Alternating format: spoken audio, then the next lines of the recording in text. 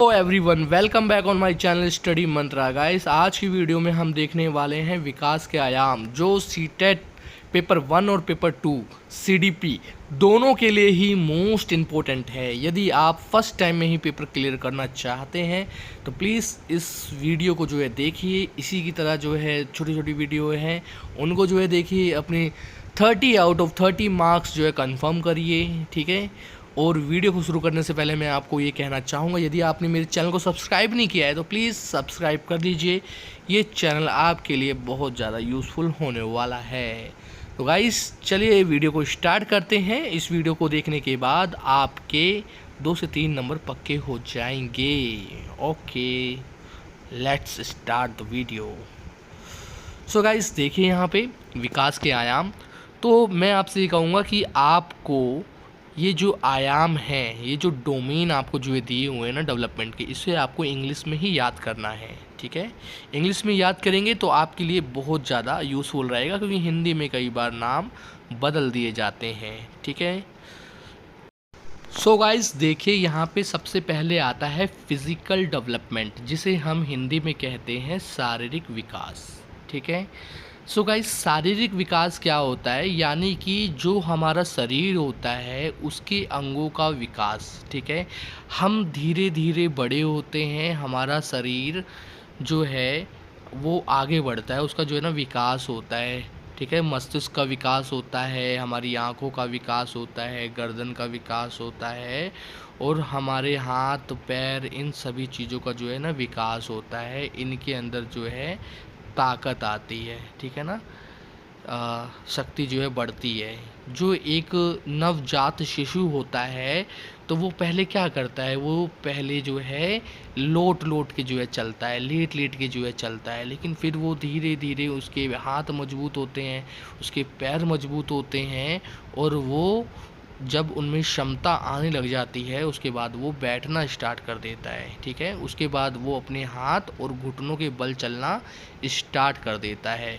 तो यहाँ पे आप देख रहे हैं, पहले जो एक बच्चा था, जो नवजात शिशु था, वो रेंग के जो है चलता था, ठीक है।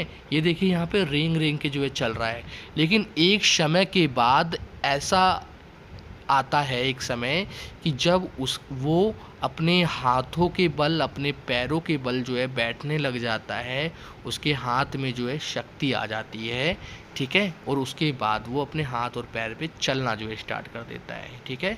फिर आगे चल के उसके घुटने मजबूत हो जाते हैं, और उसके बाद वो घुटनों पर और एक हाथ उठा के जो है चलने लग जाता है, और एक समय ऐसा आता है कि वो अपने 2 पैरों पर खड़ा होने का जो है प्रयास भी करने लग जाता है। तो ये गाइस, यही है फिज़िकल डेवलपमेंट, ठीक है। उसके बाद देखिए, उसके बाद आता है मेंटल एंड कॉग्निटिव डेवलपमेंट, ठीक है। तो मेंटल डेवलपमेंट को हम लोग क्या कहते हैं, मानसिक विकास, और जो कॉग्निटिव डेवलपमेंट है इसे हम कहते हैं संज्ञानात्मक विकास। तो यहाँ पे आप जो है देख सकते हैं। तो जो हमारा मानसिक विकास है, तो मानसिक विकास क्या है, हमारे मन से संबंधित जो है विकास होता है, ठीक है। हम छोटी छोटी बातों पे रोते हैं, ठीक है। हमें कोई कुछ बोल देता है, हम जो है रोने लग जाते हैं, है ना। और हमारे मन में कई सारे जो है ख्याल आते हैं, है ना। तो ये सारे क्या है, ये मानसिक विकास के अंतर्गत जो है आता है। उसके बाद आता है कॉग्निटिव डेवलपमेंट, जो हमारे संज्ञान यानी कि हमारी बौद्धिक क्षमता से जो है संबंधित होता है। यानी कि हम कुछ भी कल्पना करते हैं, कुछ भी सोचते हैं, या हमारे साथ कोई भी घटना घटित होती है उसको हम झट से जो है याद कर लेते हैं, या हमने कोई भी चैप्टर याद किया, कोई भी पोयम याद की, तो वो हमको याद हो जाती है ना। तो वो चीज़ हमारी किससे, वो हमारे मस्तिष्क से जो है रिलेटेड होती है, वो हमारी बौद्धिक क्षमता से जो है रिलेटेड होती है, ठीक है ना। तो इसी को हम कहते हैं कॉग्निटिव डेवलपमेंट, ठीक है गाइस। चलिए गाइस, अगला पॉइंट जो हम देखते हैं, फिर आता है हमारा सोशल डेवलपमेंट।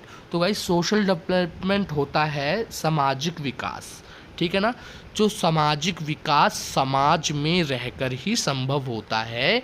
समाज के साथ एक मानव का किस प्रकार का रवैया होना चाहिए। जैसे कि कहते हैं ना, समाज की सबसे छोटी जो इकाई होती है वो होती है परिवार। परिवार की सबसे छोटी इकाई जो होती है वो होती है एक सदस्य, ठीक है।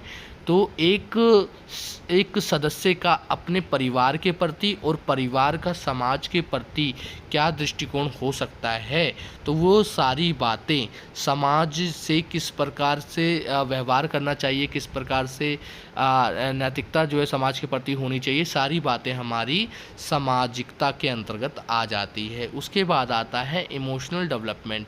ठीक है गाइस, जब हम छोटे होते हैं कोई छोटी छोटी बातों पे रोते हैं, लड़ते हैं, झगड़ते हैं, है ना, कुछ भावनाएं जो है डेवलप होती हैं। और जैसे धीरे धीरे जो है बच्चे जैसे कि नवजात शिशु होता है ना, उसके बाद फिर वो बाल्यावस्था में आता है, उसके बाद वो किशोरावस्था में जो है जाता है, किशोरावस्था के बाद वो प्रौढ़ अवस्था में भी जो है जाता है ना।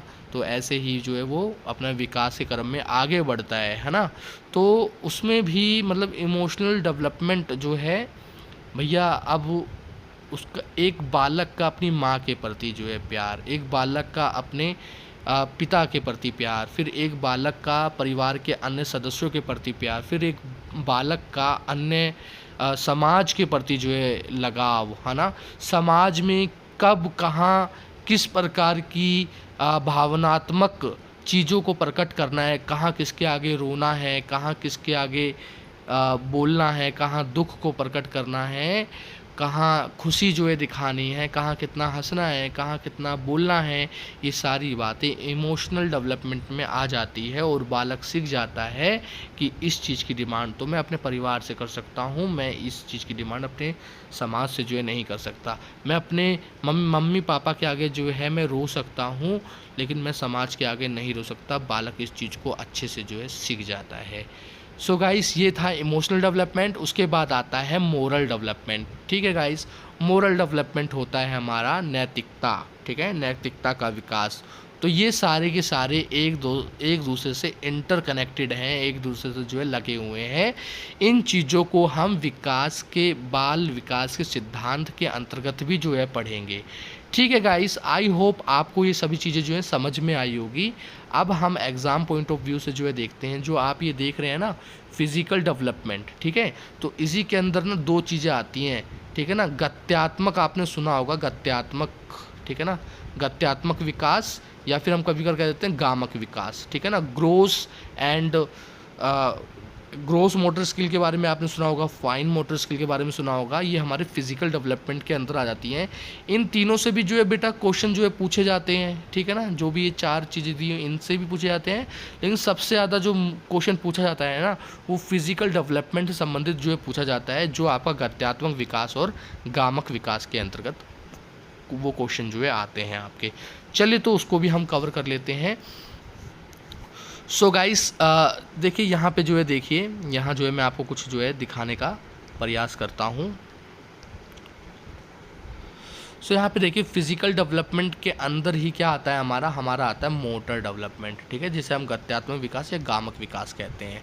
ठीक है, तो एक्चुअल में जो गामक विकास है ना, वो है क्या, इसको तो समझना जो ज़रूरी है ना आप लोगों के लिए। तो जो बालक का शरीर होता है ना, बालक का जो बालक है, बालक का जो शरीर होता है, तो शारीरिक विकास से जुड़ी हुई प्रक्रिया को ही हम गत्यात्मक विकास कहते हैं। आप लोगों ने समझा, जो बालक का शरीर होता है, तो शारीरिक विकास से जुड़ी हुई प्रक्रिया को ही हम गत्यात्मक विकास कहते हैं। उसको हम शारीरिक विकास भी कहते हैं, लेकिन एक्चुअल में गत्यात्मक विकास से क्या संबंध है। तो मतलब जब मसल्स या हड्डियों की जो क्षमता होती है, उन पर उनका जो है कंट्रोल आ जाता है। या अभी हमने शारीरिक विकास में इस चीज़ को जो है डिस्कस जो है किया था, वही हमारा गत्यात्मक विकास था। लेकिन इसको हम जो है कुछ इस तरीके समझें, कैपेसिटी ऑफ स्ट्रॉन्ग बोन्स। कहने का मतलब ये है कि बालक की जो हड्डियाँ होती हैं ना, उसका कैपेसिटी, उसकी क्षमता कितनी है। ठीक है ना, उसकी मसल्स की क्षमता कितनी है, तो ये चीज़ आ जाती है। और कंट्रोल ओवर देम। ठीक है ना, और जो उनकी मसल्स है, जो उनकी हड्डी है, जो उनकी पावर है ना, तो उस पे जो है ना कंट्रोल करना। जैसे कि एक बालक जो होता है पहले रेंग के चलता है, फिर वो अपने हाथ और अपने घुटनों के बल चलता है, फिर वो बैठना सीखता है, फिर लड़खड़ाते हुए वो खड़ा होना सीखता है ना। तो वो क्या है, उस बालक का अपनी बॉडी पर कंट्रोल है, ठीक है। तो इसी को हम गत्यात्मक विकास कहते हैं, इसी को हम गामक विकास कहते हैं। आप लोग समझ रहे हैं, गत्यात्मक विकास का मतलब है मसल्स या हड्डियों की क्षमता, उन पर उसका जो है बालक का जो है कंट्रोल, ठीक है ना। तो ये सभी चीज़ें जो है इसके अंदर शामिल है, ठीक है ना।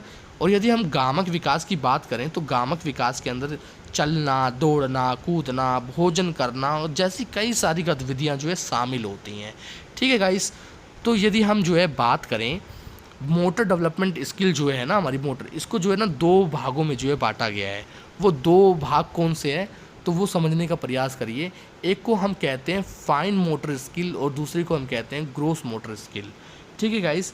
जो फाइन मोटर स्किल है उसमें मसल्स का यूज़, ये जो हमारी फाइन मोटर स्किल है इसमें मसल्स का यूज़ कम से कम होता है, ठीक है। अब आप सोचिए कि ऐसी कौन कौन सी क्रियाएं आप करते हैं जिनमें मसल्स का यूज़ सबसे कम होता है।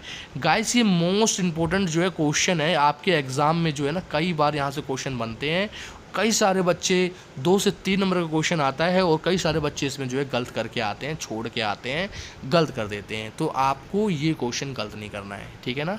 तो फाइन मोटर स्किल ऐसी स्किल होती है जिसके अंदर हम अपनी मसल्स का कम से कम यूज़ करते हैं। अच्छा देखिए फाइन मोटर स्किल्स में कौन कौन सी स्किल्स आती हैं। तो देखिए जैसे कि आ गया फाइन मोटर स्किल्स या कम मसल्स का कम से कम यूज़। तो जैसे कि अगर हमें चपाती सेकनी है, ठीक है ना, चपाती जो होती है रोटी हमारी होती है उसको हमें सेकना है ना, तो ये क्या है, ये एक फाइन मोटर स्किल है, ठीक है। यदि हमें पेपर काटना है, एक जो है सीज़र दे दिया गया है, सीज़र से हमें पेपर को जो है ना काटना है, तो ये क्या है, कम से कम मसल्स का जो है यूज़ हो रहा है, तो ये भी क्या है, एक फाइन मोटर स्किल है, ठीक है ना। ड्राइंग समथिंग, जब भी आप कुछ भी ड्रॉ करते हैं, बनाते हो ना अपने हाथ से, कोई चित्रकारी जो है कर रहे हो, कुछ ड्रॉ कर रहे हो, कोई आर्ट जो है बना रहे हो, तो वो भी जो है हमारी फाइन मोटर स्किल के अंतर्गत आती है, ठीक है गाइस। यदि आपको कुछ भी लिखना होता है ना, कुछ भी आप राइटिंग करते हैं, कुछ भी आपको लिखना होता है ना, तो राइटिंग भी क्या है, फाइन मोटर स्किल के अंतर्गत आती है। और यदि आपने जो भी ड्रॉ किया है उसके अंदर यदि आपको कलर भरना है ना, कलर भरना है किसी चीज़ के अंदर, तो वो कलरिंग भी जो है आपकी फाइन मोटर स्किल के अंतर्गत आती है। तो आपको इन चीज़ों को जो है ध्यान रखना है कि baking chapati, cutting paper, drawing something, writing, colouring, इसको तो जो है ध्यान रखना ही रखना है।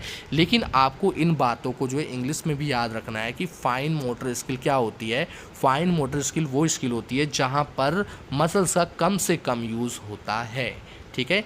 चलिए अब मुझे आप बताइए कि जो हम सुई से कपड़े को सिलते हैं ना, तो ये बताइए ये ग्रोस मोटर स्किल है कि फाइन मोटर स्किल है। इसका जवाब आप मुझे कमेंट में जो है देंगे, ठीक है। कमेंट बॉक्स खाली है, आप जो है वहाँ पे जाके कमेंट बॉक्स को जो है भर सकते हैं। कोई क्वेश्चन करना है आप हमको वहाँ जाके पूछ सकते हैं, हम आपके क्वेश्चन का जवाब देने की पूरी कोशिश करेंगे। चलिए गाइस आगे बढ़ते हैं और जानते हैं ग्रोस मोटर स्किल एक्चुअल में क्या होती है। तो गाइस देखिए ग्रोस मोटर स्किल इसके नाम से ही क्लियर है कि जहां पर मसल्स का ज़्यादा से ज़्यादा यूज़ होता है हम उसे ग्रोस मोटर स्किल कहते हैं। तो गाइस यहाँ पे जो है देखिए सबसे पहले आ रहा है रनिंग, ठीक है ना। जब आप रनिंग करते हैं तो आपके हाथ पैर मतलब पूरा का पूरा शरीर जो है काम करता है, तो ये हमारा आ गया ग्रोस मोटर स्किल में। जंपिंग करते हैं वहाँ पे भी पूरा शरीर का जो है आपको सहयोग चाहिए होता है, पूरे शरीर का संगठन जब जुटता है, आप एड़ी से बल लगाते हैं ऊपर की तरफ, ठीक है ना, तो आपके कंधे, आपका पेट, आपके शरीर का मतलब पूरा संगठित भाग जो है ग्रोस मोटर स्किल के अंतर्गत जो है कार्य करता है।